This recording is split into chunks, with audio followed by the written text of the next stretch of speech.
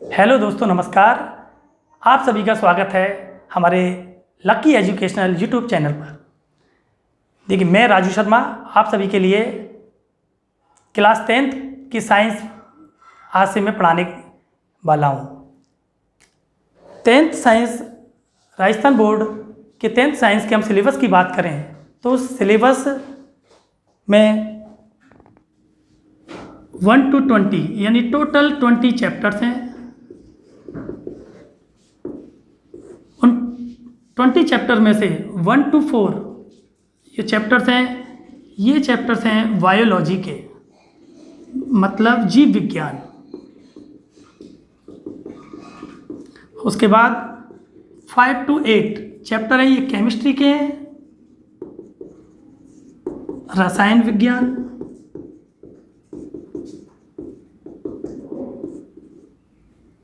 Nine to 11 ये chapter physics के हैं, भौतिक विज्ञान।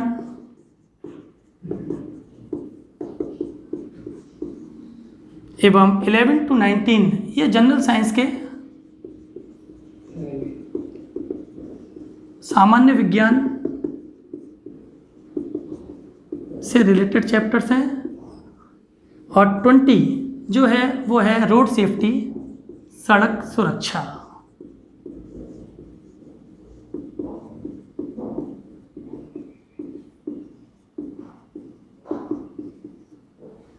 तो देखिए, आज हम केमिस्ट्री वाला पोर्शन है जो 5 to 8 चैप्टर्स, या केमिस्ट्री स्टार्ट होती है 5 to 8, लेकिन केमिस्ट्री पढ़ने से पहले हम कुछ बेसिक फंडाज क्लियर करना चाहेंगे। जो 8th 9th 10th में, 10th को पढ़ने के लिए सीधा सीधा हम नहीं पढ़ सकते। ऐसा नहीं है कि हम सीधा आपको चैप्टर स्टार्ट कर दें। कुछ बेसिक फंडाज होते हैं, वो क्लियर होना ज़रूरी है हर स्टूडेंट्स के। विद्यार्थियों की सबसे ज़्यादा दिक्कत यही होती है कि उनके बेसिक फंडा क्लियर नहीं होते और फिर बाद में उनको बड़ी प्रॉब्लम आती है। टीचर ये मान के चलता है कि उनका 9th या 8th में कुछ चीज़ें होती हैं, कुछ टॉपिक्स होते हैं, वो क्लियर हैं। जनरली आपने देखा होगा, बहुत से टीचर जो पढ़ाते हैं वो ऐसा मान कर चलते हैं कि उनका पहले से ही, बच्चों का पहले से ही ये टॉपिक क्लियर होंगे और वो आगे बढ़ते हैं। और बच्चे, बहुत से स्टूडेंट्स ऐसे होते हैं जिनके ये फंडा क्लियर नहीं होते और बाद में उनको प्रॉब्लम आती है। तो मैं चाहता हूँ आज केमिस्ट्री के कुछ आधारभूत, कुछ बेसिक फंडा जो हैं वो आज मैं क्लियर करना चाहता हूँ। तो तो बच्चों, पदार्थ जिसे हम द्रव्य भी बोलते हैं, ये द्रव्य क्या होता है? पदार्थ क्या चीज़ है?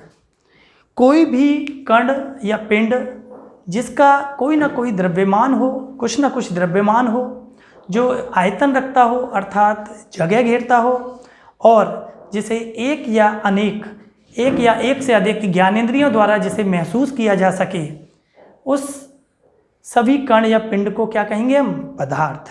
दोबारा से एक बार बोल रहा हूँ मैं, ऐसा कोई भी कण या पिंड जिसके अंदर क्या हो? द्रव्यमान हो, जिसे हम जनरली द्रव्यमान को अगर नहीं समझ में आ रहा है अभी तो फिलहाल समझ सकते हैं वजन से, जिसके अंदर भार हो।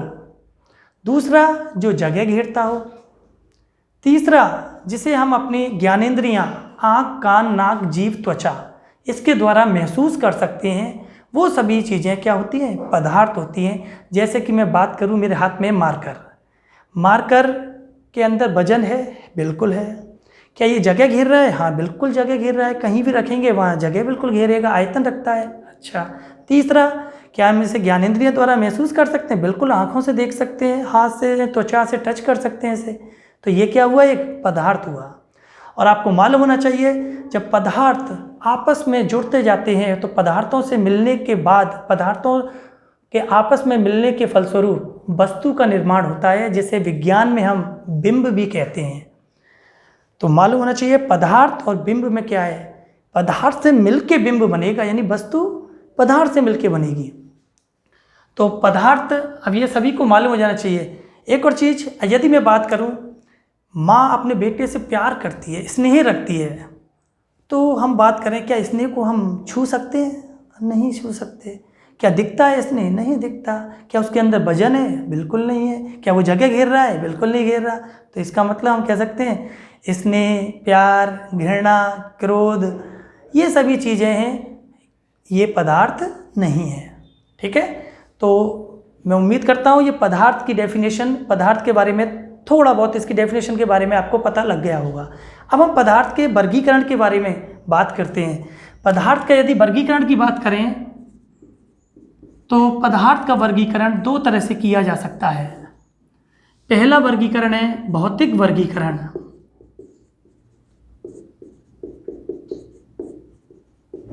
और दूसरा वर्गीकरण की बात करें हम तो वो है रासायनिक वर्गीकरण।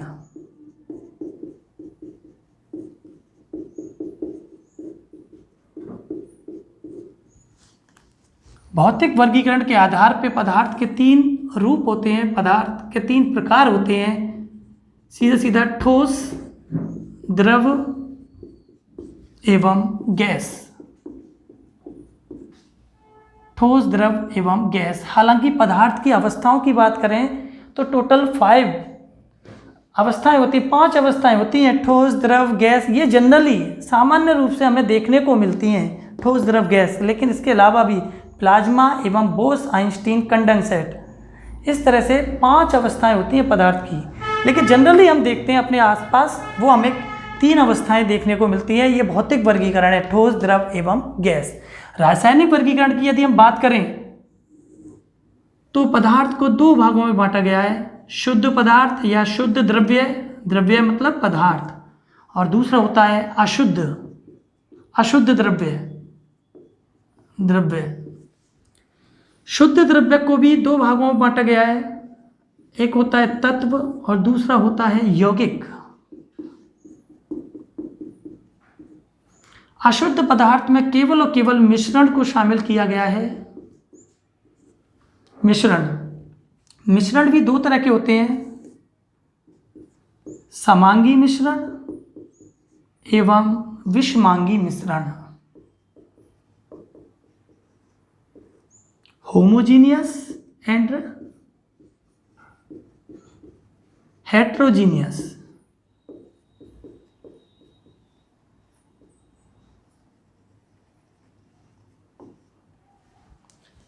तत्व की बात करें तो तत्व के 3 प्रकार, तत्व के हम 3 प्रकार पढ़ते हैं हम, धातु, अधातु एवं एक और होता है उपधातु। यौगिक की बात करें हम तो यौगिक के भी 2 भेद हैं, कार्बनिक यौगिक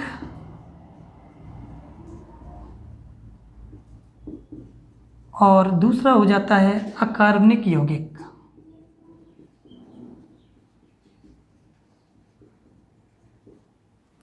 तो देखिए बच्चों, ये वर्गीकरण आपको थोड़ा सा, हालांकि पूरा अगर आपको लर्न नहीं हो तो कोई बात नहीं है, कुछ चीज़ें बेसिक आपको मालूम होनी चाहिए।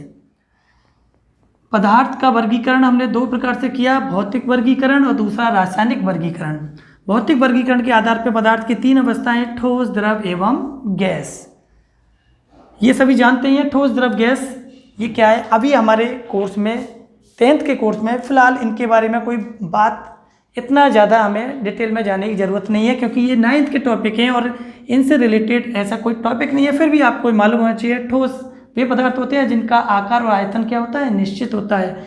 गैस वे पदार्थ होते हैं जिनका आकार और आयतन दोनों ही क्या होते हैं, अनिश्चित होता है। द्रव ऐसे होते हैं जिनका आकार अनिश्चित, आकार तो क्या होता है, निश्चित होता है, आकार क्या होता है, अनिश्चित, लेकिन आयतन क्या होता है, निश्चित होता है। तो ये चीज़ें। इसके बाद हम बात करें रासायनिक वर्गीकरण। रासायनिक वर्गीकरण के आधार पर पदार्थ को 2 भागों में बांटा गया है, शुद्ध एवं अशुद्ध। शुद्ध पदार्थ, शुद्ध पदार्थ किन्हें कहेंगे, वे पदार्थ जिनमें केवल और केवल एक ही प्रकार के घटक पाए जाते हैं, केवल एक ही प्रकार के घटक पाए जाते हैं, उन्हें शुद्ध पदार्थ कहते हैं। और वे पदार्थ जिनमें 2 या 2 से अधिक प्रकार के घटक उपस्थित होते हैं उन्हें बोलते हैं अशुद्ध पदार्थ। शुद्ध पदार्थ को फिर पुनः 2 भागों में बांटा गया है, तत्व एवं यौगिक। तत्व किन्हें कहते हैं, वे पदार्थ जिनमें केवल और केवल एक ही प्रकार के परमाणु पाए जाते हैं और जिसे किसी भी प्रकार से दो या दो से अधिक सरल भागों में विभाजित ना किया जा सके वो पदार्थ होते हैं तत्व। सोना, चांदी, तांबा, एल्युमिनियम वगैरह ये सभी क्या, ये तत्व हैं जो बहुत सारे एक ही प्रकार के परमाणुओं से मिलकर बने होते हैं। यौगिक की बात करें तो यौगिक जो होते हैं वो तत्वों से मिलकर बनते हैं। जब दो या दो से अधिक भिन्न भिन्न प्रकार के तत्व आपस में एक निश्चित रासायनिक संयोग करके या निश्चित अनुपात में आपस में और रासायनिक बंध के द्वारा जुड़ जाते हैं, एक आकर्षण बल द्वारा जुड़ जाते हैं, तो बना पदार्थ होता है यौगिक। एक बार पुनः बताना चाहता हूँ, तत्व जो होते हैं वो एक ही प्रकार के परमाणुओं से मिलकर बने होंगे। जैसे मान लो मैं बात करूँ सोना या बात करें लोहा। सोने की बात करें तो सोने के अंदर, सोने का हमारे पास कोई एक पीस है तो उसके अंदर सोने के ही यानी एक ही प्रकार के क्या होंगे, परमाणु पाए जाएंगे। यौगिक जो होते हैं, यौगिक बनते हैं दो या दो से अधिक भिन्न भिन्न प्रकार के तत्व जब आपस में निश्चित अनुपात में या अपने द्रव्यमान के निश्चित अनुपात में संयोग करके और रासायनिक बंध द्वारा बंधित हो जाते हैं, बंध जाते हैं, आकर्षण बल द्वारा जुड़ जाते हैं, तो बना पदार्थ कहलाता है यौगिक। तत्व की बात करें तो तत्व भी तीन प्रकार के होते हैं, धातु, अधातु एवं उपधातु। इनके बारे में थोड़ा बहुत देख लीजिए। जनरली हम क्या बोल देते हैं, धातु वे पदार्थ होते हैं जो आसानी से इलेक्ट्रॉन त्याग कर धनायन बनाने की क्षमता रखते हैं। धातुओं का दूसरा नाम होता है धन विद्युतीय तत्व। बोल देते हैं अधातु। अधातु किसे कहते हैं, वे पदार्थ या वे तत्व जो आसानी से इलेक्ट्रॉन ग्रहण कर ऋणायन बनाने की क्षमता रखते हैं, अतः इन्हें ऋण विद्युतीय तत्व भी कहा जाता है। तीसरा होता है उपधातु। उपधातु किन्हें कहेंगे, कुछ ऐसे तत्व होते हैं जिनमें धातु और अधातु दोनों के गुण उपस्थित होते हैं। कुछ दोनों की प्रॉपर्टीज एक ही पदार्थ के अंदर उपस्थित होती है। ऐसे पदार्थ को क्या बोलते हैं या ऐसे तत्व को क्या बोलते हैं, उपधातु। यौगिक की बात करें तो यौगिक को भी दो भागों में बांटा गया है, कार्बनिक यौगिक एवं अकार्बनिक यौगिक। जनरली हम बोल देते हैं सजीवों के अंदर कार्बनिक यौगिक क्या होते हैं, कार्बन से मिलकर बने यौगिक। और जनरली कार्बन के साथ में हाइड्रोजन तो पाया ही पाया जाएगा इन यौगिकों में, और उसके अलावा कभी कभी ऑक्सीजन, नाइट्रोजन, सल्फर आदि तत्व भी उपस्थित हो सकते हैं। कोई गारंटी नहीं है हो, लेकिन हो सकते हैं। अकार्बनिक जनरली चट्टान, निर्जीव पदार्थों से प्राप्त होने वाले यौगिक होते हैं और या खनिजों से प्राप्त होने वाले यौगिक होते हैं। इन यौगिकों को हम फर्दर क्लासिफाइड अगर हम करें, इनको बांटें हम, तो इनको अम्ल, क्षार व लवण, अम्ल, क्षार व लवण में विभाजित कर सकते हैं। तो ये बच्चों सबसे पहले पदार्थ और फिर दूसरा हुआ पदार्थ का वर्गीकरण। पदार्थ के वर्गीकरण में से आपको अगर और कुछ याद नहीं हो तो कम से कम ये मालूम होना चाहिए तत्व क्या होता है, यौगिक क्या होता है। दूसरा ये वाला पोर्शन आपका आवर्त सारणी वाले चैप्टर में धातु, अधातु, उपधातु वहाँ परेशान करेंगे। उससे पहले आपका हल्की सी एक दिमाग में बैठ जाना चाहिए कि धातु क्या चीज़ है, अधातु क्या चीज़ है, उपधातु थोड़ा बहुत दिमाग में रखो। आगे तो हम बताएंगे ही पूरा, लेकिन अभी फ़िलहाल के लिए यौगिक की बात करें तो अम्ल, क्षार व लवण, इससे रिलेटेड आपका चैप्टर है ये दैनिक जीवन में रसायन, उसमें हम इनको पढ़ेंगे ही। फिर आता है मिश्रण। मिश्रण दो प्रकार का, समांगी एवं विषमांगी। समांगी एवं विषमांगी किसे कहते हैं, सम का मतलब समान, यानी ऐसा मिश्रण आप, हाँ एक और चीज़, मिश्रण किसे कहते हैं ये तो रह ही गया था। मिश्रण किसे कहते हैं, ऐसे अशुद्ध द्रव्य या वे पदार्थ जिनमें दो या दो से अधिक तत्व व यौगिक किसी भी अनुपात में, कोई निश्चित अनुपात नहीं होगा, तत्व और यौगिक किसी भी अनुपात में मिलकर जिस पदार्थ का निर्माण करते हैं उसे बोलते हैं मिश्रण। और मिश्रण जो होता है इसमें तत्व यौगिक भिन्न भिन्न अनुपात में, किसी भी अनुपात में हो सकते हैं, ये निश्चित है। उनको हम पृथक भी कर सकते हैं, एक नॉर्मल सामान्य भौतिक विधियों द्वारा हम पृथक कर सकते हैं, यानी छान कर, उबाल कर, इस प्रकार से या बीन कर, इस प्रकार से अलग किया जा सकता है। मिश्रण दो प्रकार का होता है, समांगी और दूसरा होता है विषमांगी। समांगी मिश्रण किसे कहते हैं, ऐसा मिश्रण जिसके अंदर विभिन्न जो पदार्थ हों उनकी भौतिक अवस्था और प्रावस्था दोनों एक ही हो जाए तो वो पदार्थ समांगी मिश्रण कहलाता है, या ऐसा मिश्रण समांगी मिश्रण कहलाता है। अब इसका मतलब क्या है ये देखिए, यदि आपने पानी के अंदर नमक घोल दिया, वो नमक घुल गया तो उसके बाद दोनों का एक ही अवस्था हो गई। इस समय वो विलयन अवस्था में है, वो द्रव अवस्था में एक तरह से देखा जाए तो। और कहीं से भी यदि आप कहीं से भी अगर चाक के देखें, उसे चक्कर देखें, तो हर जगह से आपको स्वाद एक ही प्रकार का आएगा, संगठन सभी जगह एक समान होगा। आप दोनों के बीच में किसी प्रकार की कोई एक सीमा निर्धारित नहीं कर सकते कि नमक अलग दिख रहा हो, पानी अलग दिख रहा हो, ऐसा कुछ भी नहीं होगा। सभी जगह संगठन पूरे घोल का, जो पूरे विलयन का जो संगठन होगा, सभी जगह क्या होगा, समान होगा। दूसरा होता है विषमांगी, नाम से ही पता लग रहा है विषम। जब किसी विलयन, ऐसा मिश्रण जिसके अंदर क्या हो, पदार्थों की भिन्न भिन्न प्रावस्थाएं दिखाई देती हों, दोनों के बीच में एक स्पष्ट सीमा दिखाई देती हो, दोनों को हम आसानी से अलग कर सकें, पहचान सकें, तो ऐसा मिश्रण कहलाता है विषमांगी मिश्रण। यदि हम बात करें, पानी में हमने चौक का बुरादा पाउडर हमने डाल दिया, तो कुछ समय बाद चौक का पाउडर धीरे धीरे करके नीचे बैठ जाएगा और पानी अलग दिखेगा, चौक का पाउडर अलग दिखेगा, दोनों अलग अलग दिखेंगे। तो इसका मतलब दोनों के बीच में एक स्पष्ट सीमा रेखा है, उस स्पष्ट सीमा रेखा के आधार पर दोनों को अलग कर सकते हैं। इसका मतलब ये मिश्रण कैसा हुआ, विषमांगी मिश्रण। तो बच्चों, इन सभी को रिवाइज कीजिए 2 मिनट के लिए, और 2 मिनट बाद फिर मैं दोबारा से आपसे मिलता हूँ। हाँ बच्चों, अब चलते हैं नेक्स्ट पॉइंट पर, परमाणु, जिसे एटम कहते हैं। परमाणु और अणु में बहुत ज़्यादा प्रॉब्लम आती है स्टूडेंट्स के लिए। परमाणु क्या है और अणु क्या है? देखिए, इससे पहले हम तत्व यौगिक वगैरह हम देख चुके हैं, तत्व यौगिक मिश्रण।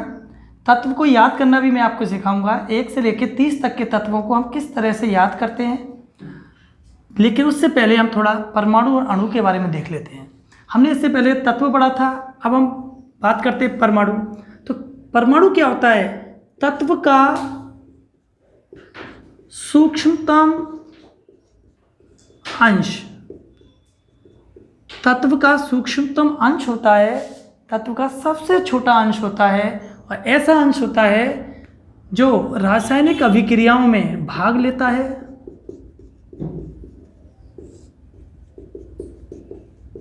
रासायनिक अभिक्रिया में ये भाग लेगा, लेकिन ध्यान रखना, कभी भी स्वतंत्र अवस्था में, मुक्त अवस्था में नहीं पाया जाएगा।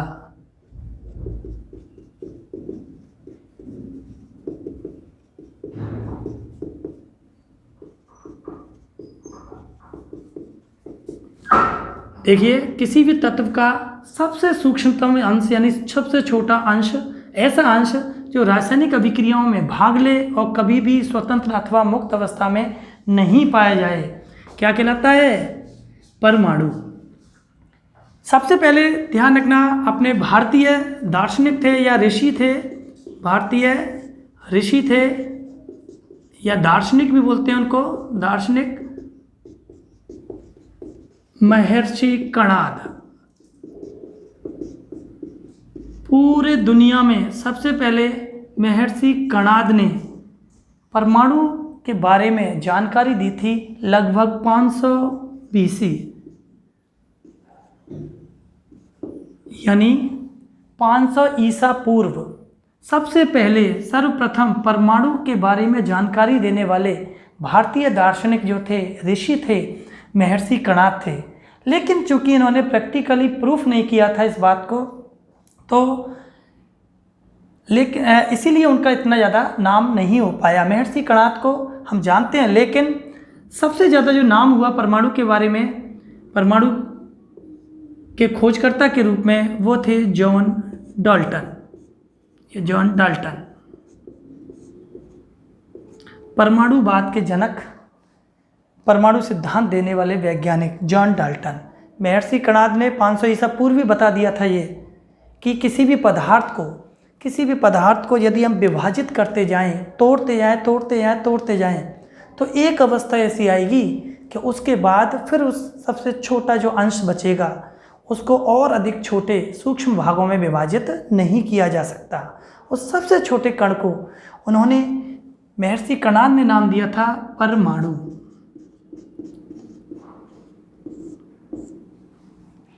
लेकिन आधुनिक युग की बात करें, आधुनिक समय की बात करें, तो प्रयोग द्वारा और सिद्ध करने वाले यानी परमाणु के जनक जो हैं वो माना जाता है जॉन डाल्टन। परमाणु की हम बात करें तो परमाणु के आकार की यदि बात करें तो परमाणु का आकार जो होता है लगभग 10⁻⁻10 10⁻⁻10 मीटर, ये परमाणु का आकार माना जाता है। अब हम परमाणु के बारे में भी जानेंगे, परमाणु के अंदर क्या क्या होता है और परमाणु के अंदर कौन कौन से अपरमाणविक कण उपस्थित होते हैं, उसके बारे में भी हल्का हम जानेंगे। लेकिन उससे पहले हम देखते हैं अणु क्या चीज़ है। अणु, तो देखिए अणु होते हैं दो या दो से अधिक परमाणुओं का समूह। अणु हमेशा मिलके किससे मिलके बनेगा? परमाणुओं से। तो अणु हमेशा परमाणुओं से मिलके बनता है, यानी दो या दो से अधिक परमाणुओं का समूह।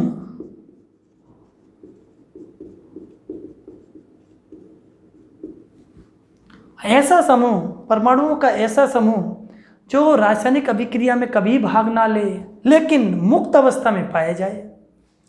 दोनों में देखिए अंतर, देखिए परमाणु जो होता है वो तत्व का सबसे छोटा अंश होता है, जबकि अणु की बात करें तो ये यौगिक का सबसे छोटा अंश होता है, यौगिक का सूक्ष्मतम अंश होता है।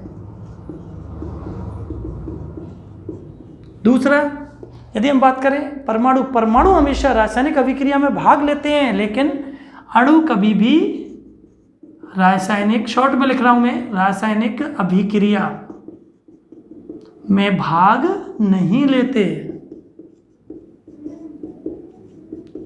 लेते।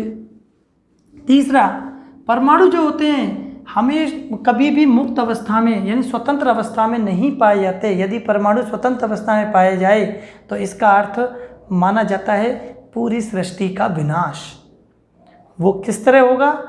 क्योंकि दुनिया में आपने देखा है सभी परमाणु, हर पदार्थ के अंदर परमाणु है। या हम बात करें तत्व किससे मिलकर बने हैं? परमाणुओं से। तो यदि परमाणु एक अकेला स्वतंत्र परमाणु मिलने लग गया तो इसका मतलब है जितने भी पदार्थ हमें दिख रहे हैं वो सभी पदार्थ टूट गए हैं, तभी तो जाके बनेगा वो छोटा सा परमाणु। तो इसका मतलब हमें अपने आसपास जो भी वस्तुएं दिख रही हैं, वस्तुएं टूट के पदार्थ बनेंगी, पदार्थ टूट के और टूटते जाएंगे, एक अवस्था ऐसी आएगी जब वो परमाणु हो जाएगा। इसका मतलब हमारे आसपास जो कुछ हमें दिख रहा है वो कुछ भी इस रूप में जो हमें दिखाई दे रहा है इस रूप में होगा ही नहीं यदि पदार्थ होगा, वो यदि परमाणु मुक्त अवस्था में पाया जाए तो इसका मतलब परमाणु कभी मुक्त अवस्था में नहीं पाया जा सकता। अणु की बात करें तो कभी भी रासायनिक अभिक्रिया में भाग नहीं लेते और ये स्वतंत्र अवस्था में पाए जाते हैं, स्वतंत्र अवस्था में पाए जाते हैं। यानी ये दो या दो से अधिक परमाणुओं का एक समूह है।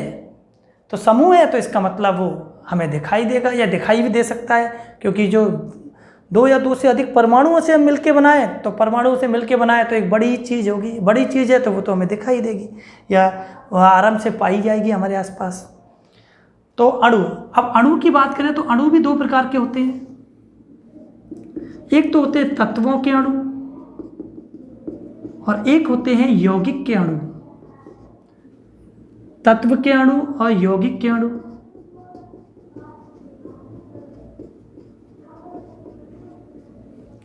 तत्व के अणु की बात करें तो देखिए एग्जाम्पल बात करें, hydrogen, nitrogen, oxygen, chlorine, bromine, iodine, phosphorus, sulphur, ये सभी क्या हैं? तत्व के अणु हैं। एक तत्व जिसका नाम था हाइड्रोजन, वो हाइड्रोजन के अंदर हाइड्रोजन के 2 परमाणु, हाइड्रोजन के एक ही तत्व था। मैंने आपको बताया था तत्व किसे कहते हैं, वे पदार्थ जिनमें एक ही तरह के परमाणु पाए जाते हैं, एक ही प्रकार के परमाणु पाए जाते हैं। अब एक तत्व के अंदर बहुत सारे एक ही प्रकार के परमाणु हैं, उनमें से कोई भी 2 परमाणु आपस में जुड़ गए तो क्या बना होगा, अणु बना होगा। अणु बनाए तो वही हम देखना चाह रहे हैं। तो यहाँ देखिए हाइड्रोजन तो एक तत्व है, हाइड्रोजन का अणु हो गया ये H2, उसमें हाइड्रोजन के कितने परमाणु हैं, 2 परमाणु हैं।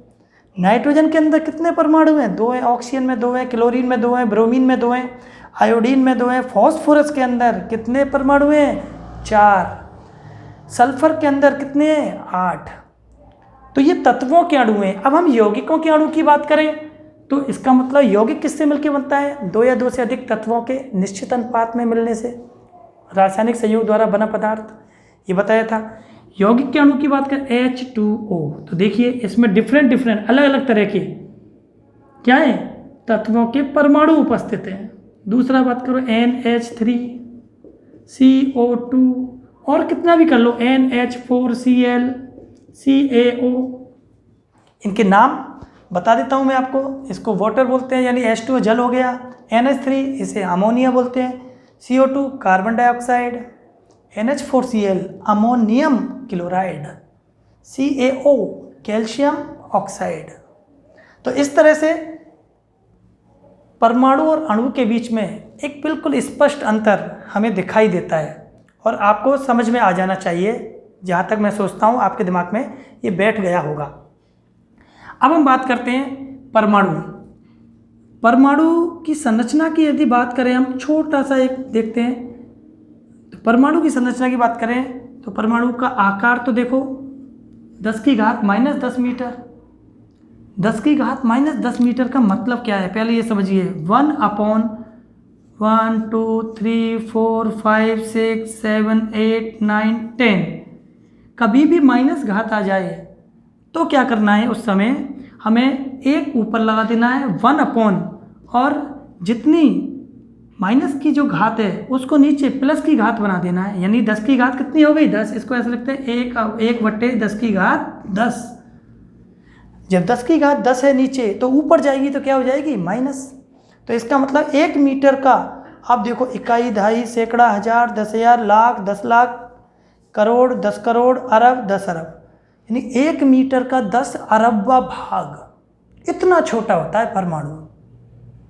तो इसे जनरली तो क्या आज तक देखा जाए तो आज तक किसी ने नहीं देखा, इसको देखा ही नहीं है। और फिर भी इतना कुछ हम पढ़ते हैं, किसी ने देखा नहीं है, लेकिन प्रैक्टिकली प्रूफ हो चुका है। और ये आप अगर स्वयं विवेक से सोचें तो भी पता लगता है कि दुनिया की हर जो वस्तु है, हर पदार्थ है, अति सूक्ष्म छोटे छोटे पदार्थों से मिलकर बना होता है। ठीक है, तो परमाणु के यदि आकार की बात करें कितना छोटा, हाँ, एक इस समय ध्यान रखना, छोटी चीज़ों को देखने के लिए जो यंत्र आते हैं, सूक्ष्मदर्शी यंत्र होते हैं अति सूक्ष्म वस्तुओं को देखने के लिए। एक आता है उस और भी ज़्यादा बड़ा करके देखने वाला यंत्र होता है इलेक्ट्रॉन सूक्ष्मदर्शी। एक नया बिल्कुल लेटेस्ट जो बना है उसका नाम है क्रम वीक्षण सुरंगन सूक्ष्मदर्शी।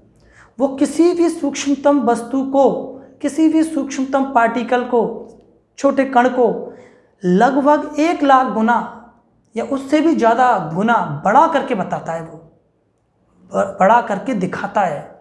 उससे भी परमाणु नहीं देखे गए हैं, उससे भी परमाणु बहुत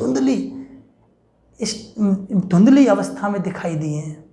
तो इसका मतलब देखना पॉसिबल नहीं है, लेकिन एक हल्की सी एक इमेज सी बन गई है, दिखा है हाँ कुछ परमाणु ऐसा है।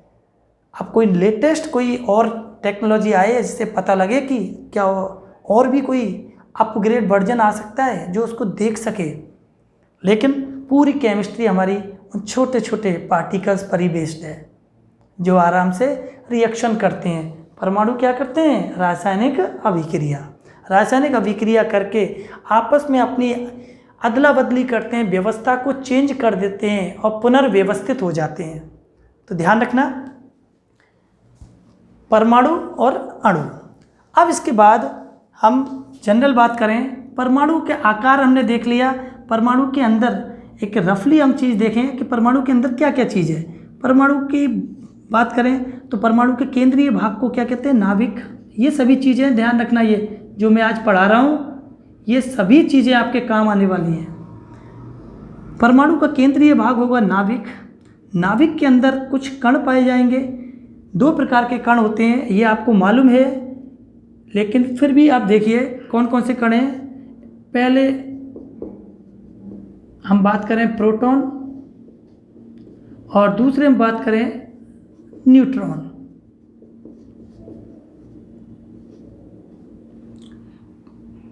प्रोटॉन एवं न्यूट्रॉन नाभिक के, परमाणु के नाभिक के अंदर, और इसके बाहर कुछ वृत्ताकार एक पथ होता है, एक रास्ता होता है जिस पर कुछ कण जो होते हैं वो चक्कर लगाते रहते हैं। इस वृत्तीय मार्ग पर, स्थायी वृत्ताकार मार्ग पर क्या लगाते हैं, चक्कर लगाते हैं। इन कणों को क्या बोलते हैं, electron.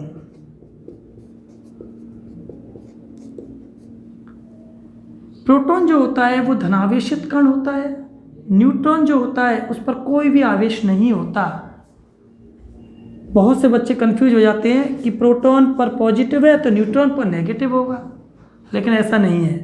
Proton positive charge particle है, जबकि न्यूट्रॉन न्यूट्रल है, इस पर कोई भी चार्ज या कोई भी आवेश नहीं होता, विद्युत रूप से उदासीन होता है।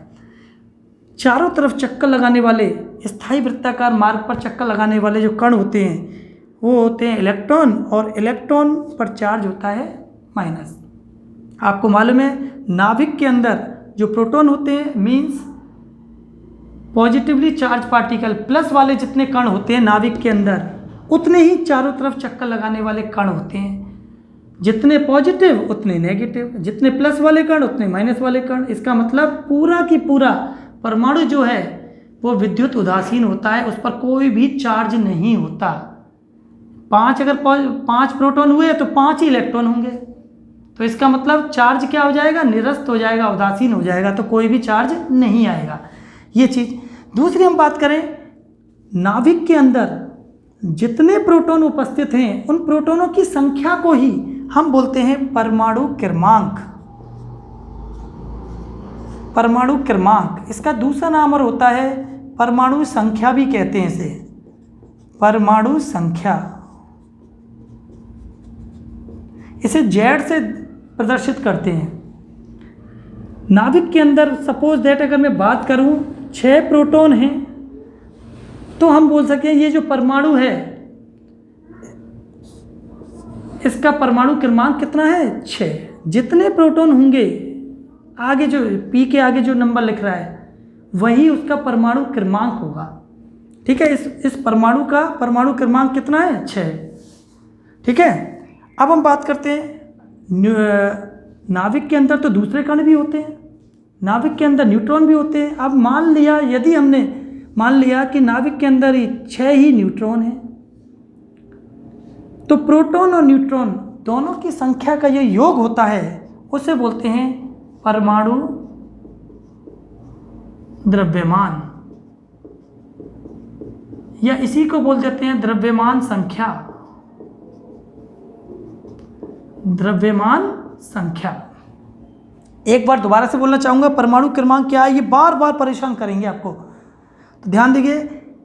किसी परमाणु के नाभिक में उपस्थित प्रोटॉनों की संख्या, प्रोटॉन अर्थात धनावेशित कण, परमाणु के नाभिक में उपस्थित धनावेशित कणों की संख्या, उसका परमाणु क्रमांक या परमाणु संख्या कहलाती है। दूसरी बात करें, किसी परमाणु के नाभिक में उपस्थित प्रोटॉन एवं न्यूट्रॉन की संख्या का योग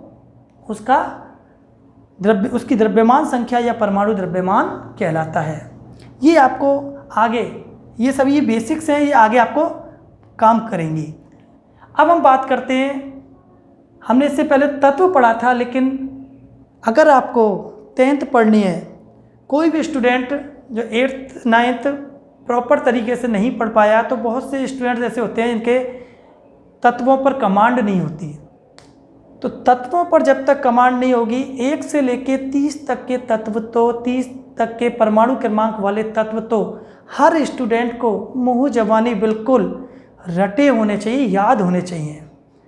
यदि आप पे नहीं आते हैं तो मैं कोशिश कर रहा हूँ आपको लर्न कराने की, उन सभी तत्वों को 1 से लेके 30 तक के परमाणु क्रमांक वाले तत्वों को। मैं उम्मीद करता हूँ 5 मिनट बाद आप सभी को वो लर्न हो जाएंगे। कुछ ट्रिक के जरिए मैं कोशिश कर रहा हूँ जो आपको समझा सकूँ। हाँ तो बच्चों, आज के लिए इतना ही। आज वीडियो की लेंथ थोड़ी ज़्यादा हो गई है, तो इसलिए आज हम यहीं पे वो करेंगे। थोड़ा बहुत जो कुछ रह गया है आगे जो मुझे इंट्रो में बताना है वो अगले लेक्चर में हम कंटिन्यू करेंगे। ठीक है बच्चों, थैंक यू वेरी मच।